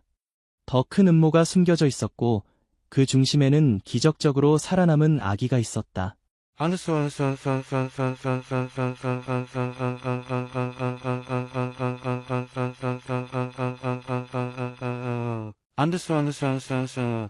미래생명과학연구소는 서울 외곽의 한적한 지역에 위치해 있었다. 3개월 전 폭발 사고로 일부가 파괴되었지만 나머지 시설은 여전히 가동 중이었다. 도윤과 수진이 연구소에 도착했을 때 그들을 맞이한 사람은 연구소 보안 책임자 정혜진이었다. 경찰이 오실 줄은 몰랐네요. 무슨 일로 오셨습니까? 혜진이 경계하는 표정으로 물었다. 도윤이 김미연의 사진을 내밀었다. 이 연구원에 대해 알고 계신가요? 김미연 씨요. 혜진의 표정이 약간 굳어졌다. 네, 알고 있습니다. 안타깝게도 얼마 전 교통사고로 돌아가셨죠. 연구소 전체가 충격에 빠졌습니다. 그녀가 어떤 연구를 하고 있었는지 알 수 있을까요? 수진이 물었다. 혜진이 머뭇거렸다. 죄송합니다만 그건 국가기밀에 해당하는 사항입니다. 영장 없이는 공개할 수 없어요. 도윤은 침착하게 말했다. 김미연 씨의 죽음이 단순 사고가 아닐 가능성이 높습니다. 그리고 그녀의 태아가 살아있었어요. 혜진의 얼굴이 창백해졌다. 뭐라고요? 그게 무슨... 오늘 장례식에서 관 안에서 아기 울음소리가 들렸고 살아있는 아기를 발견했습니다. 설명해 주실 수 있나요? 혜진은 잠시 말을 잃은 듯했다. 그러다 갑자기 결심한 듯 말했다. 따라오세요. 김민준 박사님을 만나봐야 할 것 같네요. 그들은 연구소 깊숙한 곳으로 안내되었다. 보안 게이트를 여러 개 통과한 후 마침내 특별 프로젝트 구역이라고 표시된 문 앞에 도착했다. 혜진이 인터폰을 눌렀다. 민준 박사님, 경찰에서 오셨습니다. 김미연 연구원 건으로요. 네, 긴급 상황입니다. 문이 열리고 50대로 보이는 남자가 그들을 맞이했다. 김민준 박사는 피곤해 보였지만 날카로운 눈빛을 가지고 있었다. 들어오세요. 그들이 들어간 공간은 최첨단 연구실이었다. 벽면을 따라 각종 의료 장비와 컴퓨터가 배치되어 있었고 중앙에는 의료용 침대 여러 개가 놓여 있었다. 김미연의 아기가 살아있다고요. 민준 박사가 바로 본론으로 들어갔다. 도윤이 고개를 끄덕였다. 네, 그리고 우리는 설명을 듣고 싶습니다. 민준 박사는 한숨을 쉬었다. 앉으세요. 긴 이야기가 될 것 같네요. 그는 컴퓨터를 켜고 화면에 몇 가지 이미지를 띄웠다. DNA 구조처럼 보이는 것들이었다. 우리 연구소는 인간 유전자 치료법을 연구해왔습니다. 특히 태아기 유전병을 치료하는 기술을 개발 중이었죠. 김미연은 이 프로젝트의 핵심 연구원이었습니다. 수진이 물었다.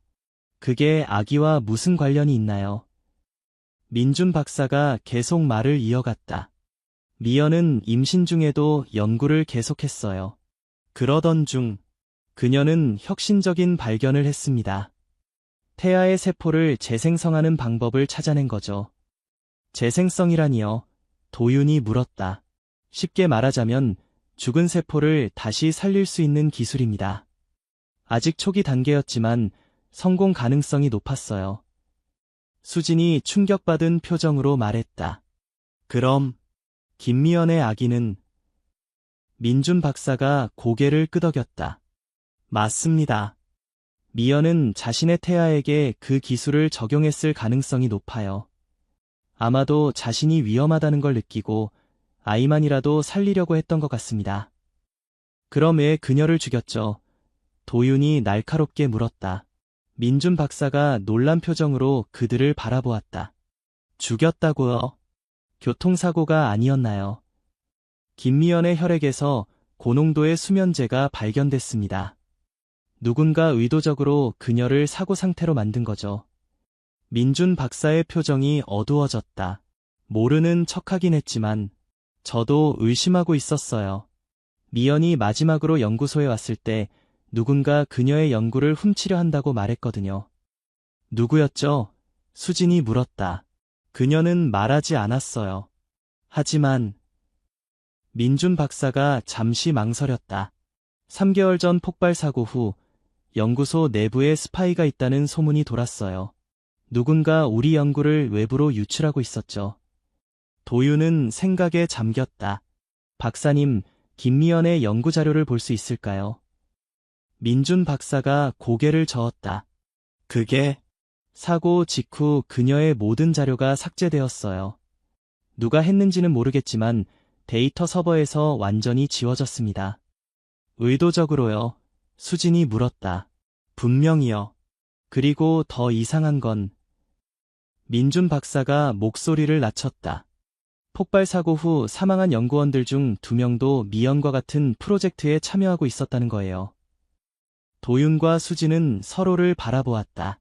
이것은 단순한 살인이 아니라 조직적인 음모였다. 박사님, 혹시 이 연구에 관심을 가질 만한 외부 단체나 기업이 있을까요? 도윤이 물었다. 민준 박사의 눈빛이 흔들렸다. 여러 곳이 있겠죠. 이 기술이 완성되면 인류 의학 역사를 새로 쓰게 될 테니까요. 하지만 그가 목소리를 더 낮췄다. 가장 의심스러운 건 새생명이라는 의료 기업이에요. 6개월 전부터 우리 연구원들에게 접근해 스카우트 제의를 하고 있었거든요. 도윤이 메모했다. 새생명. 알겠습니다. 조사해 보겠습니다. 그때 도윤의 휴대폰이 울렸다. 병원에서 온 전화였다. 네, 강도윤입니다. 뭐라고요? 알겠습니다. 지금 바로 가겠습니다. 전화를 끄는 도윤의 표정이 굳어졌다. 방금 병원에서 연락이 왔어요. 누군가 아기를 납치하려고 했답니다.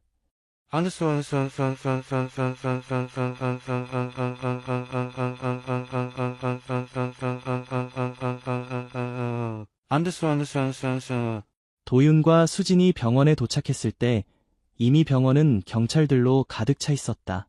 신생아실 앞에는 경비가 강화되어 있었고 관계자 외에는 출입이 통제되고 있었다.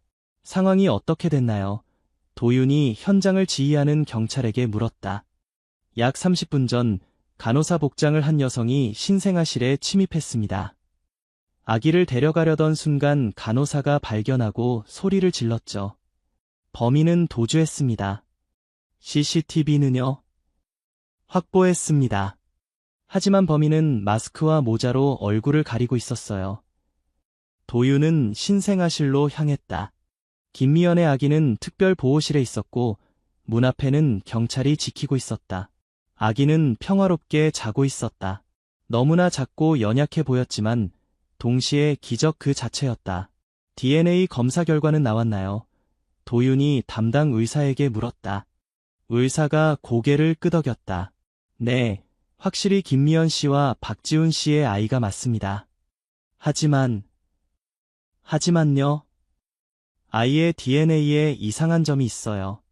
일부 유전자가 조작된 것처럼 보입니다. 도윤과 수진은 놀란 표정으로 서로를 바라보았다. 어떤 식으로 조작됐다는 건가요? 수진이 물었다. 의사가 태블릿을 꺼내 화면을 보여주었다. 이 부분이에요. 정상적인 신생아의 DNA와 비교했을 때 이 아이는 몇몇 부분이 완전히 다릅니다. 마치 향상된 것처럼요. 향상이라뇨? 단순히 말하자면 이 아이는 일반 아이들보다 더 강한 면역체계와 세포 재생 능력을 가지고 있을 가능성이 높습니다. 유전적으로 업그레이드된 거죠. 도윤은 깊은 생각에 잠겼다. 김미연이 자신의 아이에게 실험을 한 겁니까? 의사가 머리를 극적였다. 정확히는 모르겠습니다. 하지만 이런 종류의 유전자 조작은 매우 고급 기술을 필요로 해요. 개인이 할 수 있는 수준이 아닙니다. 그때 수진이 CCTV 영상을 확인하고 돌아왔다. 도윤 선배, 뭔가 발견했어요. 그녀는 휴대폰을 꺼내 영상의 한 장면을 보여주었다. 범인의 손목에 특이한 문신이 있었다. 이 문신, 어디서 본 것 같아요. 도윤이 자세히 보았다. 문신은 뱀과 DNA 나선형이 얽혀있는 모양이었다. 잠깐, 이건 도윤이 갑자기 기억났다는 듯 말했다. 미래생명과학연구소의 보안 책임자 정혜진의 손목에 있던 문신이에요. 수진의 눈이 커졌다. 그럼 연구소 내부 사람이... 도윤은 즉시 전화를 걸었다. 본부에 연락해서 정혜진을 체포하라고 지시하세요. 그리고 박지훈도 다시 조사해야겠어요.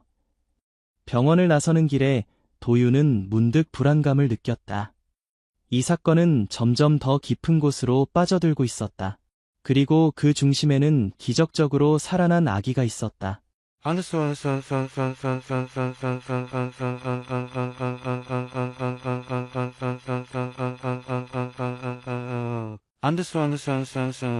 경찰서 조사실. 박지훈은 불안한 표정으로 앉아 있었다. 박 씨, 솔직하게 말씀해 주세요. 당신은 아내의 연구에 대해 얼마나 알고 있었나요? 도윤이 물었다. 지훈은 한숨을 내쉬었다. 처음에는 거의 몰랐어요. 미연이는 비밀 프로젝트라며 자세히 말해주지 않았거든요. 하지만요. 임신 6개월 즈음 미연이가 갑자기 불안해하기 시작했어요. 누군가 그녀를 감시하고 있다고 했죠. 그러던 어느 날 밤 그녀가 울면서 저에게 모든 걸 털어놨어요. 무슨 내용이었나요? 미연이는 태아의 세포를 재생성하는 기술을 개발했다고 했어요. 처음에는 유전병을 가진 태아를 치료하기 위한 목적이었죠. 하지만 연구가 진행되면서 그녀는 더 큰 가능성을 발견했어요. 어떤 가능성인가요? 도윤이 긴장된 표정으로 물었다. 지훈은 목소리를 낮추었다. 미연이는 이 기술이 단순히 유전병 치료를 넘어 인간의 수명과 건강에 혁명적인 변화를 가져올 수 있다고 했어요. 죽어가는 세포를 재생시킬 수 있다면 이론적으로는 노화를 늦추거나 심지어 멈출 수도 있다는 거죠. 수진이 놀란 표정으로 끼어들었다. 그건 불멸에 가까운 연구네요. 지훈이 고개를 끄덕였다. 맞아요.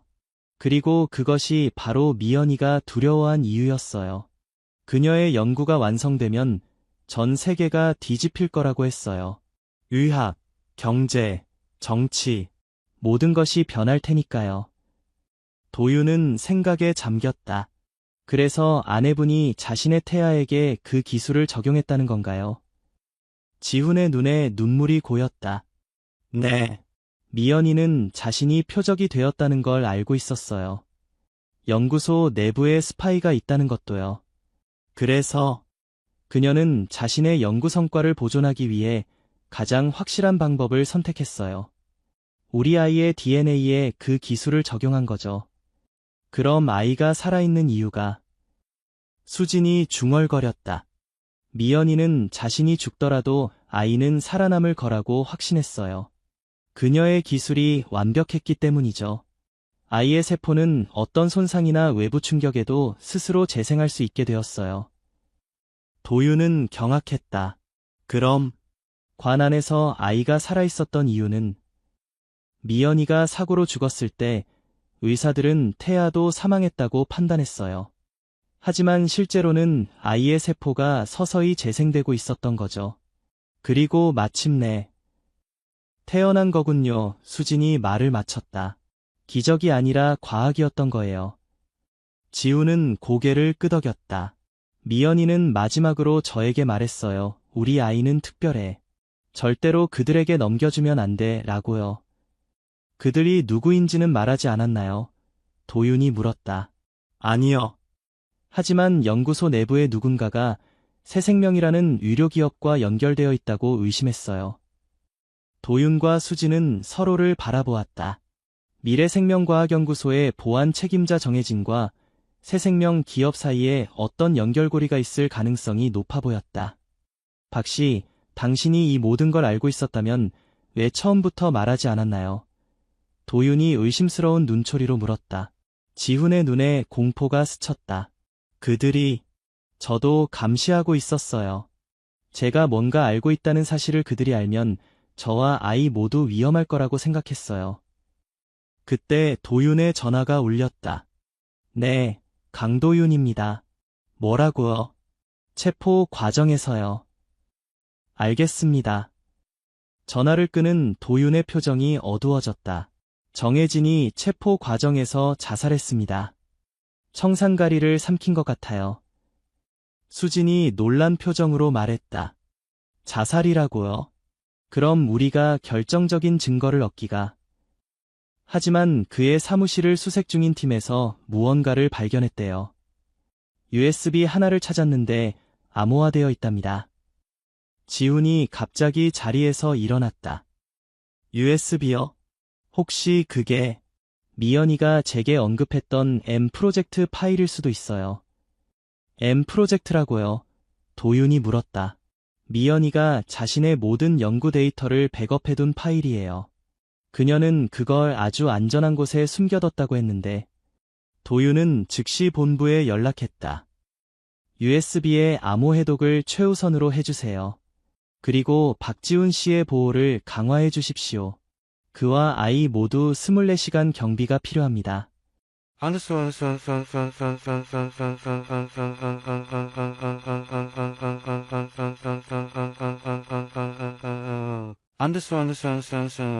다음 날 아침, 도윤과 수지는 새생명 의료기업을 방문했다.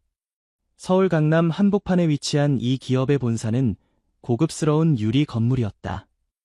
로비에서 그들을 맞이한 것은 새생명의 대표이사 윤서진이었다. 50대 중반의 우아한 여성이었다. 경찰이 저희 회사를 방문하다니 무슨 일이신가요? 서진이 미소를 지으며 물었다. 도윤이 정중하게 대답했다. 김미연 연구원의 사망 사건을 조사 중입니다. 혹시 그녀를 알고 계셨나요? 서진의 표정이 진지해졌다. 물론이죠. 미연 씨는 뛰어난 연구자였어요. 저희도 그녀를 스카우트하려고 여러 번 시도했지만 번번이 거절당했죠. 그녀의 죽음은 정말 안타까운 일이에요. 윤 대표님, 혹시 미래생명과학연구소의 보안 책임자 정혜진 씨와 연락하신 적이 있으신가요? 수진이 물었다.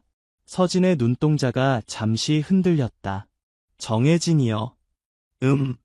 직접적인 연락은 없었던 것 같은데요. 왜 그런 질문을 하시죠? 정혜진 씨가 어제 체포 과정에서 자살했습니다. 그리고 그의 사무실에서 중요한 데이터가 발견됐어요. 도윤이 말했다. 서진의 표정이 굳어졌다. 자살이라고요? 정말 충격적인 소식이네요. 하지만 그게 저희 회사와 무슨 관련이 있는지. 수진이 휴대폰을 꺼내 사진 한 장을 보여주었다. 정혜진의 은행 계좌 내역이었다. 지난 6개월간 정혜진 씨의 계좌로 상당한 금액이 입금됐습니다. 송금인은 새생명 R&D로 되어 있네요. 서진은 잠시 말을 잃은 듯했다.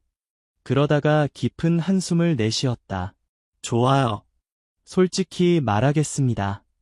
네, 저희는 정혜진 씨와 접촉했어요. 하지만 살인이나 음모 같은 건 아니었어요. 그럼 뭐였나요? 도윤이 물었다. 단순한 산업 스파이죠.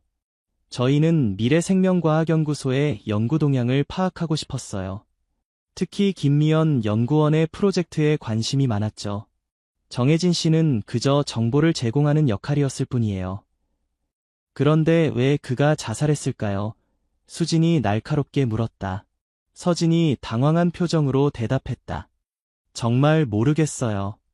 아마도 자신의 배신 행위가 발각될까 두려웠던 게 아닐까요? 도윤은 서진의 눈을 똑바로 바라보며 말했다. 윤 대표님, 김미연 연구원이 개발한 기술에 대해 얼마나 알고 계신가요? 서진의 표정이 미묘하게 변했다. 세포 재생 기술 말인가요? 네, 알고 있죠. 그건 의학계의 성배와 같은 존재예요. 누구나 탐낼 수밖에 없는 기술이죠. 그리고 그 기술이 이미 성공적으로 적용된 사례가 있다는 것도 알고 계셨나요? 도윤이 압박했다. 서진이 놀란 표정을 지었다. 무슨 말씀이신지. 김미연의 태아가 살아있습니다. 그녀는 자신의 아이에게 그 기술을 적용했고 성공했어요. 서진의 얼굴이 창백해졌다. 그녀는 잠시 말을 잃은 듯했다가 이내 평정을 되찾았다. 그건 정말 놀라운 소식이네요. 하지만 그게 저와 무슨 관련이 있나요? 도윤이 차갑게 말했다. 어제 병원에서 누군가 그 아이를 납치하려고 했어요. 범인의 손목에는 뱀과 DNA가 얽힌 문신이 있었죠. 정혜진 씨와 같은 문신이요. 서진은 잠시 침묵했다. 그녀의 표정은 읽기 어려웠다. 형사님, 저는 정혜진 씨가 그런 극단적인 행동을 했다면 정말 충격받았습니다.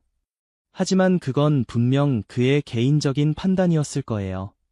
저희 회사는 절대 불법적인 일에 관여하지 않습니다. 도윤은 내심 실망했다. 명백한 증거 없이는 서진을 압박하기 어려웠다. 알겠습니다. 하지만 수사가 계속되는 동안 해외 출국은 자제해 주셨으면 합니다. 서진이 미소를 지었다. 물론이죠. 저는 숨길 것이 없으니까요. 회사를 나온 도윤과 수진은 무거운 침묵에 잠겼다. 선배, 그녀가 거짓말하고 있어요. 분명히 뭔가 숨기고 있어요. 수진이 말했다. 도윤이 고개를 끄덕였다. 나도 그렇게 생각해. 하지만 아직 결정적인 증거가 없어. USB 해독이 우리의 유일한 희망이야. 그때 도윤의 전화가 울렸다. 네, 강도윤입니다. 뭐라고요? 정말입니까? 알겠습니다. 바로 가겠습니다. 도윤의 표정이 밝아졌다. USB 암호 해독에 성공했대. 그리고 그 안에는 뭐가 있었는데요? 수진이 초조하게 물었다. 김미연이 남긴 영상 메시지와 모든 연구 데이터. 그리고 새 생명의 윤서진과 정혜진이 나누는 대화 녹음본이 있었어.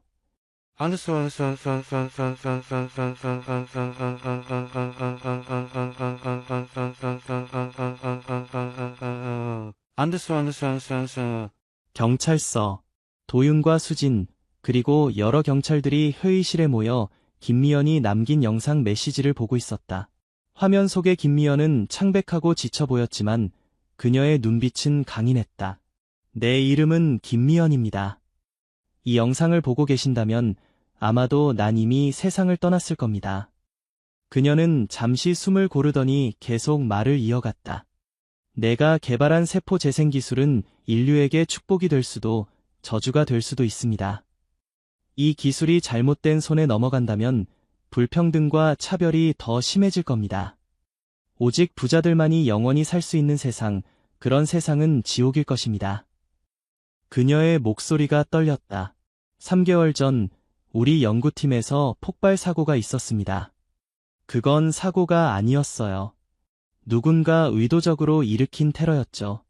그 사고로 내 동료 2명이 죽었습니다. 그들은 모두 나와 같은 생각을 가진 사람들이었어요. 이 기술이 독점되어선 안 된다고 믿었던 사람들이죠. 그녀는 화면 밖을 잠시 바라보더니 다시 카메라를 응시했다. 새 생명의 윤서진은 처음부터 내 연구를 노리고 있었습니다. 그녀는 정혜진을 매수해 우리 연구소 내부 정보를 빼내고 있었죠. 난 그들이 내 동료들을 죽였다고 확신합니다. 그리고 이제 그들은 나를 노리고 있어요. 김미연의 눈에 눈물이 고였다. 하지만 난 포기하지 않을 겁니다. 내 연구가 인류를 위해 사용되길 바라니까요. 그래서 난 마지막 선택을 했습니다. 내 뱃속의 아이에게 이 기술을 적용했어요. 내 아이는 이 기술에 살아있는 증거가 될 겁니다. 그리고 USB에는 모든 연구자료와 증거가 들어있어요. 그녀는 결연한 표정으로 말을 마쳤다. 제발 내 아이를 지켜주세요. 그리고 이 기술이 올바르게 사용될 수 있도록 해주세요.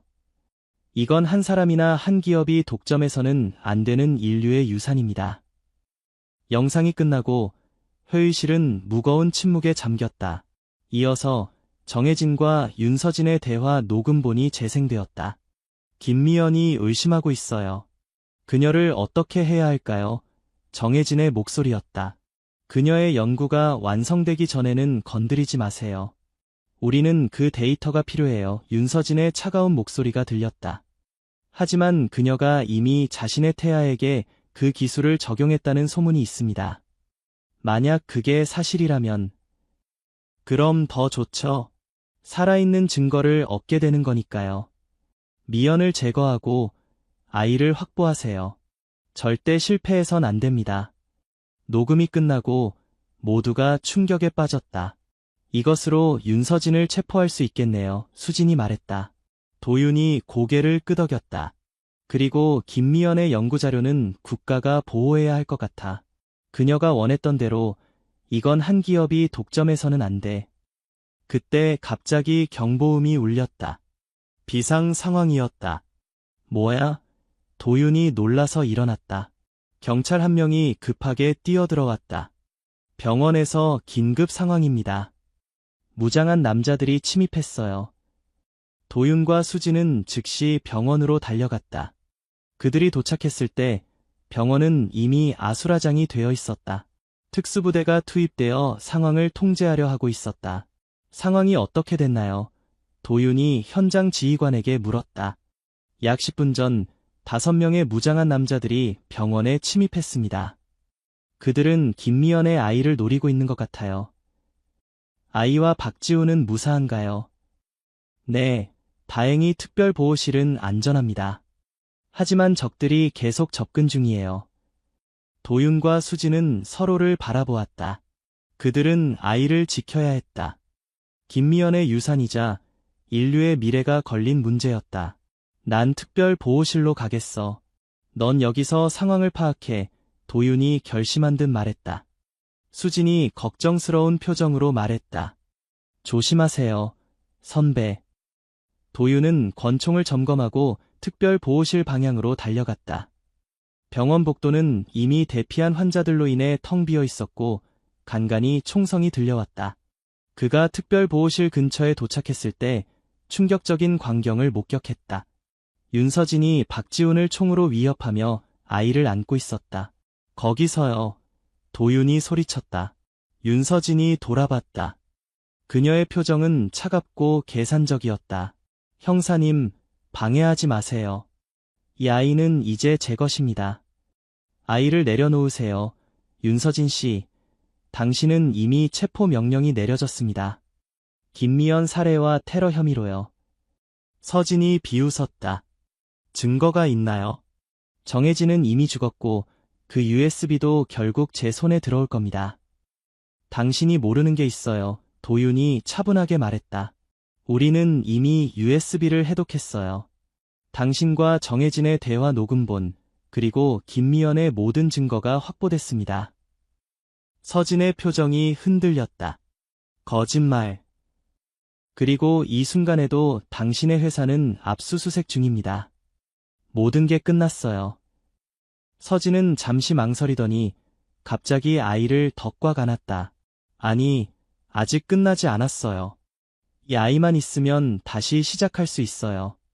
이 아이의 DNA에는 미래가 담겨 있으니까요. 박지훈이 애원했다. 제발 우리 아이를 내려놓으세요. 그 아이는 무고한 생명이에요. 서진의 눈에 광기가 스쳤다. 무고한 생명. 아니요. 이 아이는 인류 역사를 바꿀 열쇠예요. 내가 평생 찾아온 것이죠. 그때 아기가 울음을 터뜨렸다. 그 울음소리는 처음관 안에서 들렸던 것과 같은 작고 가느다란 소리였다. 서진이 잠시 아이를 내려다보았다. 그 순간의 망설임이 도윤에게 기회를 주었다. 도윤은 재빨리 앞으로 뛰어들어 서진의 팔을 잡았다. 서진은 비명을 지르며 균형을 잃었고 그 과정에서 아이를 떨어뜨릴 뻔했다. 박지훈이 재빠르게 움직여 아이를 받아냈다. 그 순간 서진은 도윤의 얼굴을 향해 총을 겨눴다. 움직이지 마. 하지만 도윤은 이미 서진의 손목을 잡아 총구를 천장으로 향하게 했다.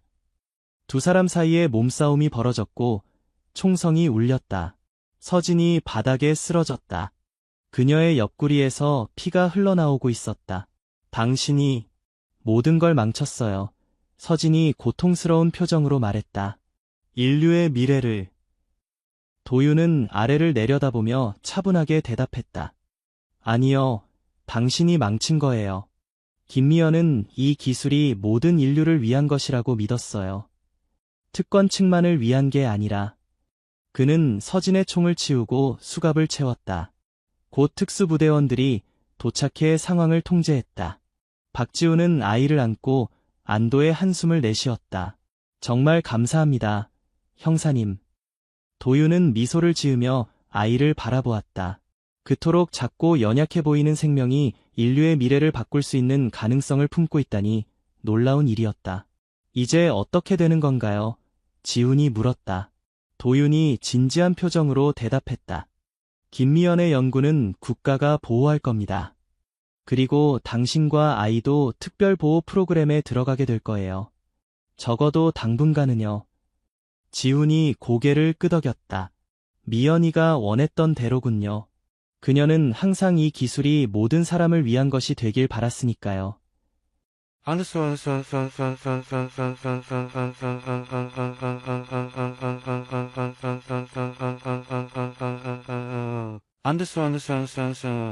일주일 후 국립묘지. 김미연의 새로운 장례식이 엄숙하게 치러졌다. 이번에는 빈관이 아니었다.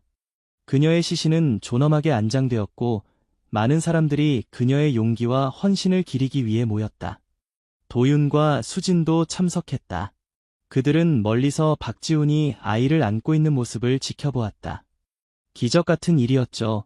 선배 수진이 말했다. 도윤이 고개를 끄덕였다. 그래, 하지만 그건 단순한 기적이 아니었어. 한 여성의 용기와 결단력, 그리고 사랑이 만들어낸 결과였지. 앞으로 어떻게 될까요? 그 아이와 기술은요? 도윤은 하늘을 바라보며 대답했다. 시간이 말해주겠지. 하지만 한 가지 확실한 건 김미연의 유산은 계속될 거라는 거야. 그녀가 꿈꿨던 대로 모든 인류를 위해서. 장례식이 끝나갈 무렵 박지훈이 그들에게 다가왔다. 그는 아이를 안고 있었다. 작고 건강해 보이는 여자아이였다. 형사님, 인사드리고 싶어서요. 지훈이 말했다. 저희는 내일 보호 프로그램으로 떠납니다. 도윤이 미소를 지었다. 아이 이름은 정했나요? 지훈은 따뜻한 미소를 지으며 대답했다. 네, 미래라고 지었습니다. 김미래. 미연이가 우리의 미래를 위해 모든 것을 바쳤으니까요. 도윤은 작은 미래를 바라보았다. 아이는 평화롭게 자고 있었다. 그 작은 몸 안에 인류의 미래가 담겨 있다는 사실이 경이롭게 느껴졌다. 조심하세요, 지훈 씨. 그리고 미래도. 도윤이 진심 어린 목소리로 말했다. 지훈은 고개를 끄덕였다. 네, 감사합니다. 정말 감사합니다. 그들이 떠난 후 도윤과 수진은 묘지를 천천히 걸었다. 가을 하늘은 맑고 푸르렀고 낙엽이 발 아래 사각거렸다. 이 사건이 끝났다고 생각하세요, 선배? 수진이 문득 물었다. 도윤은 잠시 생각에 잠겼다. 아니, 아직 끝나지 않았어.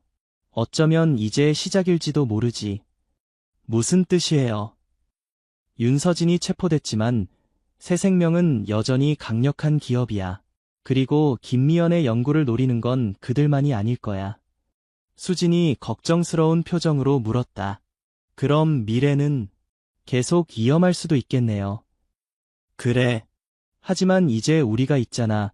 도윤이 결연한 표정으로 말했다. 그리고 김미연의 연구는 이제 국가가 보호하고 있어. 그녀가 원했던 대로 모든 인류를 위해 사용될 수 있도록. 그들이 묘지를 나설 때 도윤은 문득 하늘을 올려다보았다. 구름 사이로 햇살이 비치고 있었다. 마치 김미연이 그들을 지켜보고 있는 것 같았다. 새로운 시작이군요, 수진이 말했다. 도윤이 고개를 끄덕였다. 그래, 새로운 시작이야. 안드스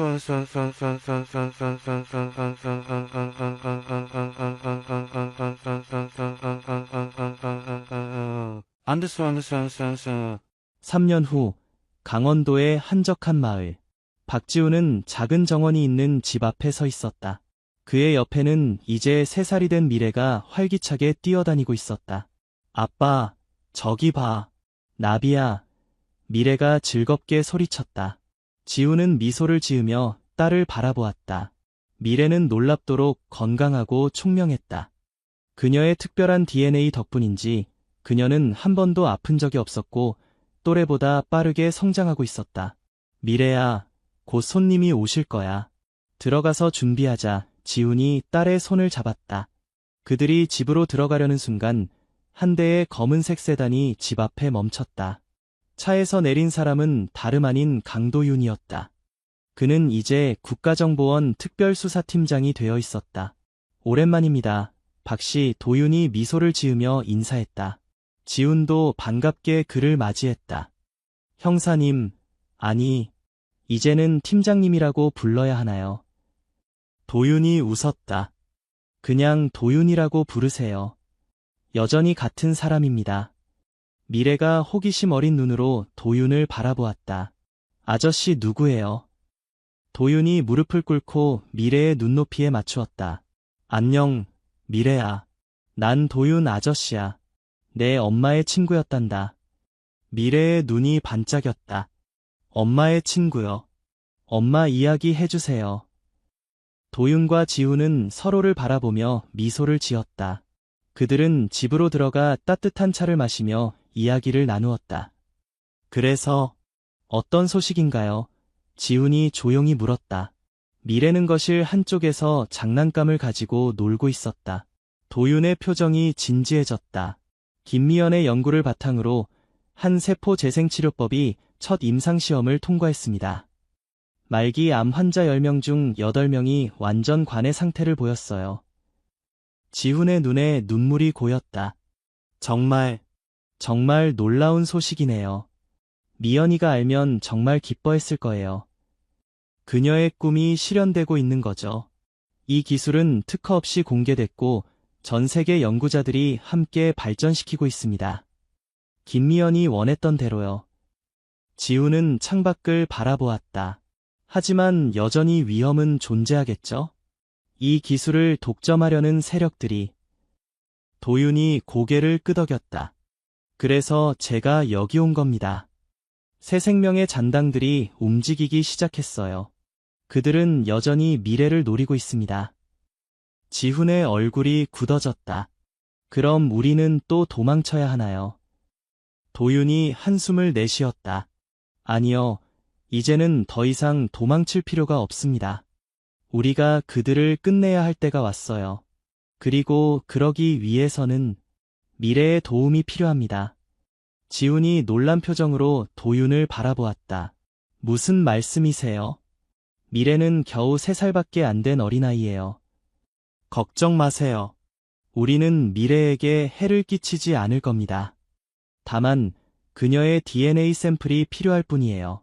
그것을 이용해 새 생명의 함정을 설치하려고 합니다. 지훈은 잠시 생각에 잠겼다. 그는 딸을 바라보았다.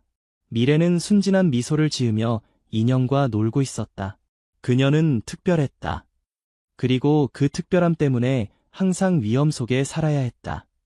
미연이라면 어떤 선택을 했을까요? 지훈이 중얼거렸다. 도윤이 부드럽게 대답했다. 그녀는 진실과 정의를 선택했을 겁니다. 그리고 무엇보다 미래의 안전을 위해서라면 무엇이든 했겠죠. 지훈은 깊은 한숨을 내쉬었다. 알겠습니다. 미래를 위해, 그리고 미연이의 유산을 지키기 위해 돕겠습니다. 도윤이 고개를 끄덕였다. 감사합니다. 이제 우리는 함께 새 생명의 위협을 영원히 끝낼 수 있을 겁니다. 그날 밤 미래가 잠든 후 지훈은 그녀의 방에 앉아 오랫동안 딸을 바라보았다. 미래의 평화로운 숨소리가 방 안을 채웠다. 미연아, 그는 마치 아내가 들을 수 있는 것처럼 속삭였다. 내가 남긴 기적을 지키겠어. 약속할게. 창밖으로 보이는 별빛 아래 새로운 결단과 함께 이야기는 또 다른 장을 향해 나아가고 있었다. 하지만 그것은 또 다른 이야기가 될 것이다.